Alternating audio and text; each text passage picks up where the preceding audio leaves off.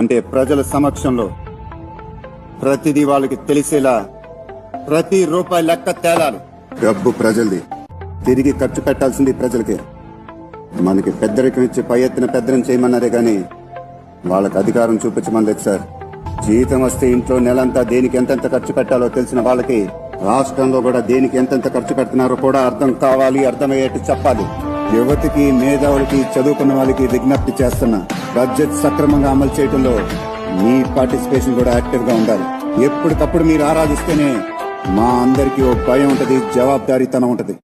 ఉన్నది 18,500 కోట్లే. 18,500 కోట్లలో ఈ రోజు 7,000 కోట్ల రూపాయలు అప్పు పోయింది. 5,000 నుంచి 5,500 కోట్ల రూపాయలు మీ జీత పత్యాలకు పోయింది. 13,000 కోట్లు పోయిన తర్వాత నా చేతిలో మిగులుతున్నది 6,000 కోట్లు నికరంగా. ఈ 6,000 కోట్ల పెన్షన్ ఇవ్వాలన్నా, వృద్ధాప్య పెన్షన్ ఇవ్వాలన్నా, రైతు రుణమాఫీ చేయాలన్నా, రైతు భరోసా ఇవ్వాలన్నా, షాదీ ముబారక్ ఇవ్వాలన్నా, కళ్యాణ